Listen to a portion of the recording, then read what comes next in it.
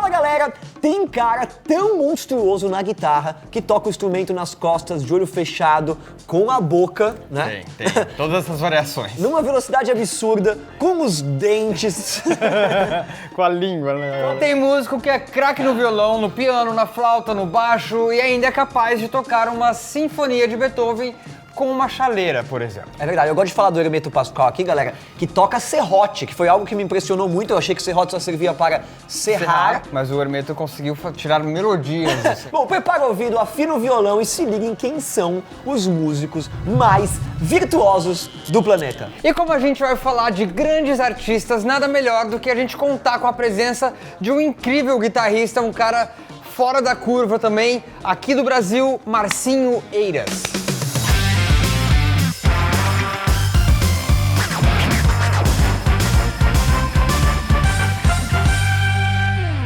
A gente começa na guitarra com Stanley Jordan, outro cara aí que é muito foda, cara. O gênio do tapping, justamente da técnica que o Marcinho é fera, né? Que é aquela técnica onde o cara toca o braço da guitarra com as mãos, tipo um piano. É, ele toca com as duas mãos assim no braço, né?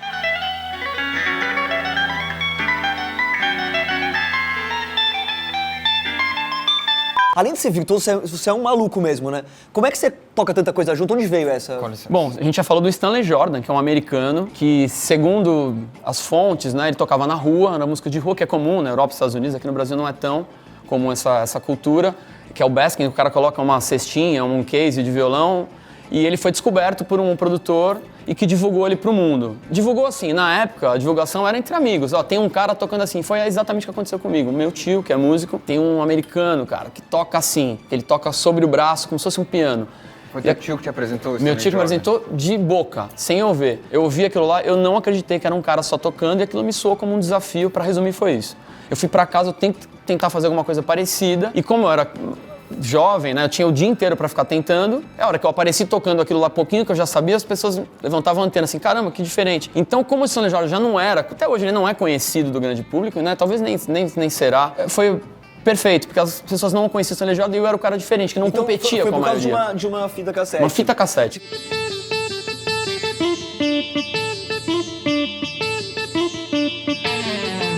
O Stanley Jordan, ele acabou inovando esse método, popularizando o two-handed tapping. E assim ele consegue tocar, então, duas guitarras simultaneamente, porque não precisa de uma mão fazendo a levada aqui. Aqui ele vai fazendo de um jeito, aqui ele já vai fazendo outras coisas, e aí acaba que gera essa possibilidade. É uma loucura, precisa ter muita coordenação, gente, pelo amor de Deus. Muita coordenação.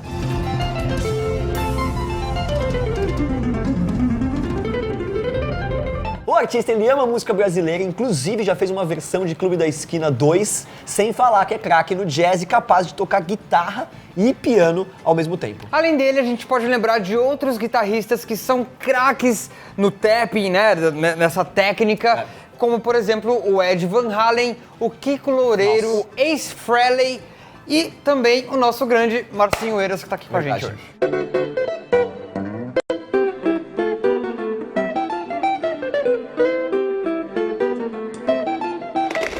Bom, quem também arrebentava na guitarra, galera, um cara que eu gosto muito é o Frank Zappa, que ele adorava inovar com aquele seu som bem maluco, né? Ele é um cara que, durante os anos dele de carreira, ele foi mudando o som dele e fazendo coisas muito experimentais, né? E ele tinha um grupo... Muito, ele era cabeça maluca, né? E traduzido na música. Muito além do tempo dele, um cara do futuro, um cara alien, né? E ele fazia aí um som muito louco ao lado do grupo Mothers of Invention e também depois em carreira solo.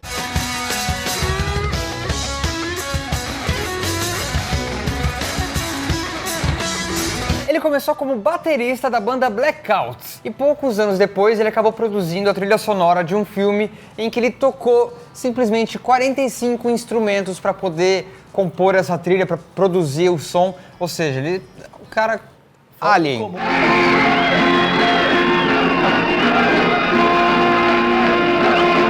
O Zappa, ele era um cara bem subversivo, diferente, ele não ligava muito pro lado comercial, por isso os álbuns dele eram lotados de experiências sonoras muito loucas, que misturavam solos de guitarra, colagem de vozes, sons de bike. Também vem de um período muito em que se permitia ser mais experimental com a música. É verdade. Infelizmente, o músico morreu de câncer em 1993, mas antes ele deixou um legado e influenciou até o álbum Sgt. Pepper's Lonely Hearts Club Band dos Beatles. Arrest I ride. And then he told me now, I ain't quit.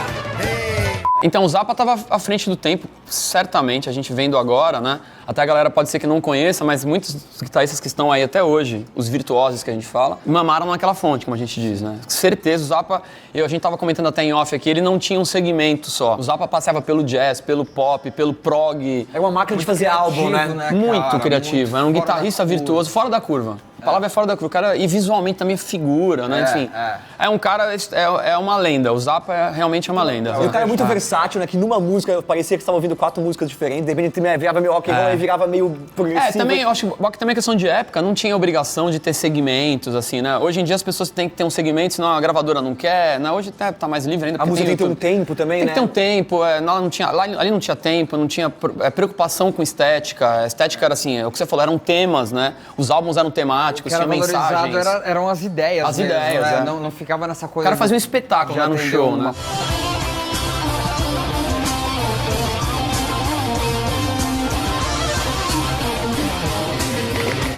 Baden-Powell foi um dos brazucas mais talentosos com um violão nas mãos, inclusive foi eleito um dos melhores instrumentistas do mundo, além de ser parça do Vinícius de Moraes. Só isso.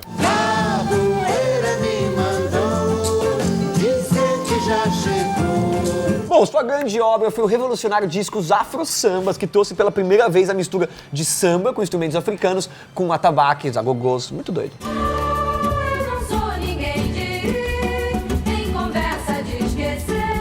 E além disso, o Baden pegou inspirações do candomblé para o seu violão, criando harmonias totalmente diferentes e pouco usuais na música popular, saca? O artista ele acabou falecendo no ano 2000, mas antes fez canções para Elis Regina e tocou até Bach no seu violão.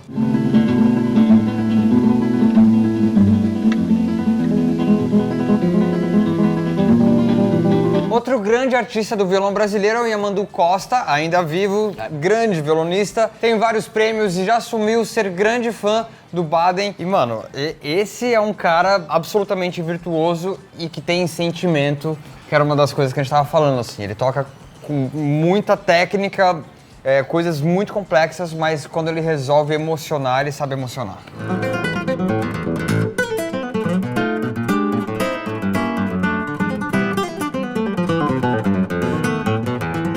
Você deixa um setup montado na tua casa, separado do que você vai... Ou você sempre... Eu tenho que montar, uma ótima pergunta, eu tenho que montar. Eu tenho algumas coisas sobre, assim, step, né, que é pedestais, assim, mas eu não tenho como ter dois, na verdade. São coisas muito bem reguladinhas, então eu facilito ao máximo a minha vida, mas a minha pedaleira é muito grande. Uma pergunta técnica. A guitarra tem que ter uma regulagem específica para você conseguir trazer com qualidade os timbres. No mínimo uma corda bem baixinha que um bom luthier regula para você. Hoje com os patrocínios... 09? O 010. 010. 09 eu tenho preconceito. Tô brincando. Na verdade, 010 é uma corda intermediária, que pra mim é bom, mas hoje, com o negócio dos patrocínios, eu tenho guitarra com minha assinatura, então a coisa andou. Então me facilita muito hoje a técnica, né, tudo... Que aí você consegue fazer a guitarra exatamente do jeito que eu quero. Hoje você compra uma guitarra preparada pra essa técnica? Eu tenho uma assinatura, que vai com o meu nome. Que legal. Eu tô na terceira já. Que legal. As que eu tô usando... E ela é modificada pra isso? Ela é mais baixinha? Ela é adaptada, ela é uma guitarra de fácil adaptação. Claro que eu tenho que vender essa guitarra pro público normal, então não é só pra mim, mas é uma guitarra... Isso vale pros pedais. Eu sempre toquei música inteira, começo, meio e fim. Eu acho legal deixar soar bem, porque isso vai ter que soar bem. O meu público era minha mãe, então ela aplaudia quando era bom. Até outro dia eu coloquei um vídeo no meu Instagram que eu falei, vou tocar a música da que mãe gosta. Eu toquei uma música francesa com som de banda neon na guitarra e minha mãe no final se manifesta espontaneamente. Ela, que lindo, Márcio, super engraçado. Ainda falei, ó, galera, você vai ver, minha mãe vai se manifestar. É o melhor feedback, é isso aí. Melhor. Feedback do público.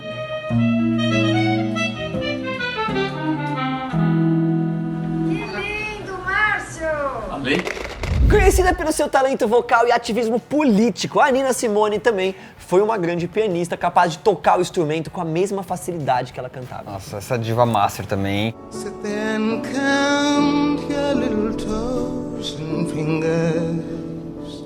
Ela era uma pianista incrível, ela começou a tocar desde criança e amava o Bach e Beethoven, tanto que os seus primeiros discos só foram gravados porque ela queria ter grana para estudar música clássica. And the latest story that I know is the one that I'm supposed to go out. Mas logo a cantora chamou a atenção por suas letras politizadas, que combinadas com a sua voz maravilhosa e com o piano, mostrou ao público as dificuldades sofridas pelos negros americanos. E apesar do gênio forte de brigar com fãs e até ter queimado a própria casa, a Nina segue como uma grande voz na luta negra por direitos e pela igualdade.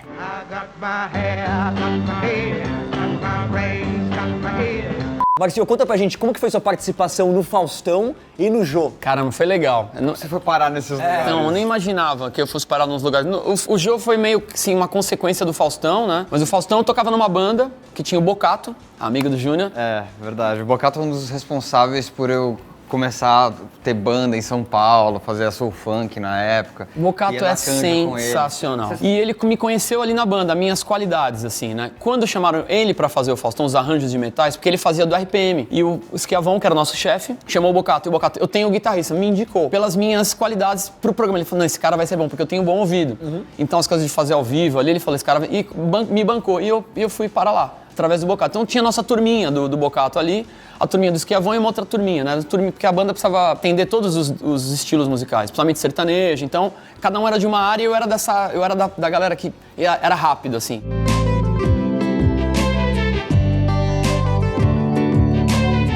Ô, louco, bicho, faz aquele negócio, toca duas guitarras, bicho. E eu passei a ser também um consultor do Faustão. Quando ia alguém de guitarra, né, era eu que ele perguntava. Até, cara, eu dei opinião de tudo quanto é coisa. Até do Sil, acho que eu dei opinião. Quando o Sil... o Sil é bom, meu? Olha, Fausto, tive que mentir muitas vezes. Falei pro Brasil inteiro me vendo, como é que eu vou falar mal desse cara, que eu não gosto tanto, né? Ô, Marcinho Eiras, moleque é bom ou não é? Moleque é bom. Não fica com inveja não, tem jeito ou não tem? E o Jô foi na sequência. O Tomate, guitarrista, ficou doente.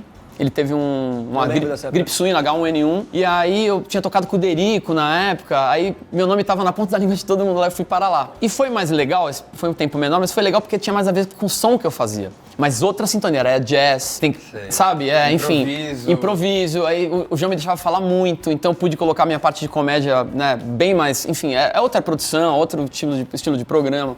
Eu fui muito feliz ali, cara.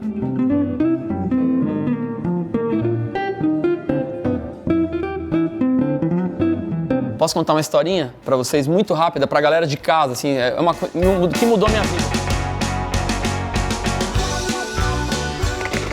Ainda no piano, galera, vamos falar aqui do mestre, o maestro João Carlos Martins. Também tem um filme sobre ele, muito legal. Sensacional. Um dos maiores artistas, né, da música brasileira, Sim. Apesar de alguns desafios aí que a vida deu pra ele.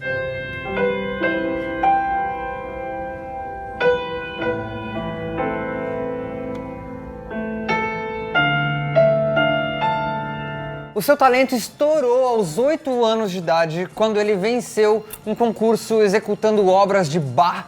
E, ao completar a maioridade, ele já estava fazendo sucesso no exterior. Ele era um músico excepcional.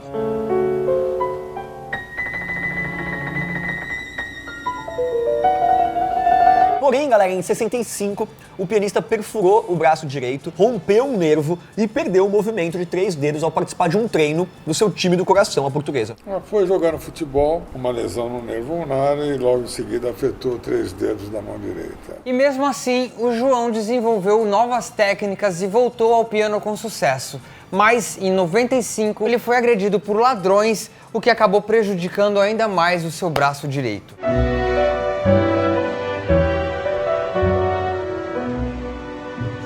Pra piorar, galera, ao longo dos anos, a mão esquerda dele também apresentou uma piora, mas ele não desistiu e com muito esforço seguiu fazendo sua arte, chegando a tocar nas Paralimpíadas do Rio de Janeiro.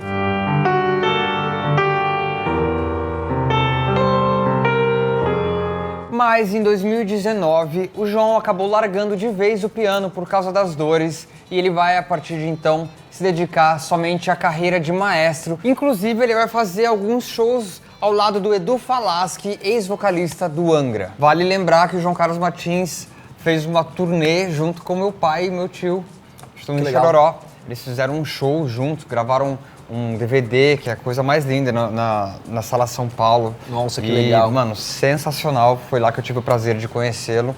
Ele é um músico absurdo.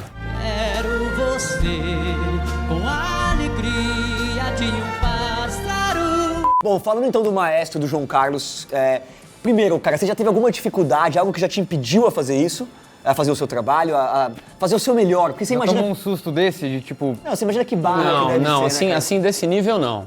Acho que o músico brasileiro, a grande dificuldade é o mercado mesmo, assim. Acho que a gente tem uma frase que fala assim, quanto mais você estuda, mais você se distancia das pessoas, né? Isso serve para um escritor, para um artista. Então, quando você faz uma coisa mais complexa, assim, você incrementa tanto, as pessoas passam a não te entender. A gente entende bem disso no YouTube. Né, a gente... É sério. A gente falou de um Zappa que estava à frente do tempo, assim, então, inúmeros, né? Então, quando você é mais popular, é mais fácil você... Então, acho que a dificuldade que eu tive, assim, ainda tenho, eu acho, né? Que é sempre uma batalha. Eu acho que um músico tem que amar demais, cara. Existem bandas com grandes guitarristas, outras possuem bateristas que arrasam, mas no caso do Yes, todo mundo mandava muito bem. mundo virtuoso. Muito bem. Eu quero falar aqui que, cara, é a minha banda preferida, sabia? Jura? É uma das minhas bandas preferidas, mas assim, eu tenho um carinho enorme por essa banda, eu ouvi até furar o som.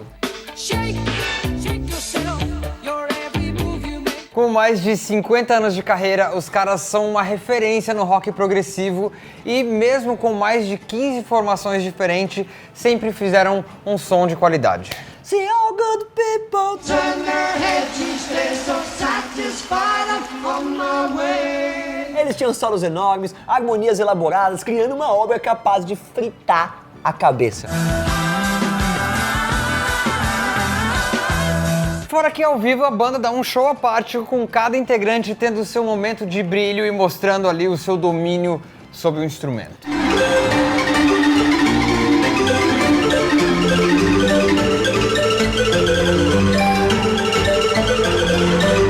O Yes ainda segue na ativa. Cara, eu assisti faz uns 4 anos aqui em São Paulo o show e eu chorei. Dia, né? Você chorou? Chorei, cara. É a memória afetiva. É a memória afetiva.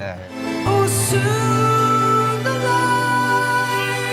O Yes ainda segue na ativa, mas até pouco tempo existiam 2 versões do grupo. Uma versão só com novos membros e uma pirata que tinha alguns integrantes originais. Virou tipo uma franquia. É.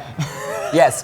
Quais são os próximos Acho que eu já tô no meu futuro, Bock, não fala isso. Meu futuro é agora. Eu já sou o futuro. O futuro é Quais são os hoje. próximos passos, então, na sua carreira? Cara, eu não sou de fazer planos, ao contrário, eu sou um cara péssimo, galera, eu sou péssimo de, né, acho que eu devia ser muito maior do que eu sou, eu sempre falo isso, né, até de altura. Meu futuro é cada vez implementar mais coisas, trazer mais coisas pro meu mundo musical, assim, eu sei lá, eu gosto, descobri que eu gosto disso, assim, sabe? Eu componho, mas também sou meio que nem sou professor ali, eu fico, sabe, segurando as minhas coisas, né, outro dia eu mandei um negócio pra você lá quando você tava com o Collab, sabe, eu fico meio perdido, eu faço tanta coisa que eu sou um cara perdido, assim, eu faço tudo... E a vida vai meio que Vai me apresentando as levando, assim, isso devia ser um pouco diferente, mas eu sou assim. E como que você se viu com a internet, Marcinho? Você tem um canal? Como é que o pessoal te acha? Putz, Instagram eu tenho alimentado bastante, que eu descobri agora que é divertido pra caramba, onde eu posso me divulgar. Meu canal tá abandonado um pouco porque eu queria fazer um programa também de internet e não fiz, mas tem lá Marcinho Eiras no Instagram. Beleza, vamos escrever aqui pra galera entrar. Marcinho Eiras no Instagram, tem muito vídeo lá, a gente se conheceu até por ali, né, cara? Sim. Marcinho, obrigado, foi demais. Cara, né, vocês velho? são demais. Irado. Valeu, legal, Juninho, obrigado. obrigado. Vamos ver vocês, cara. Junto. Tia, solta o controle e vem pro YouTube.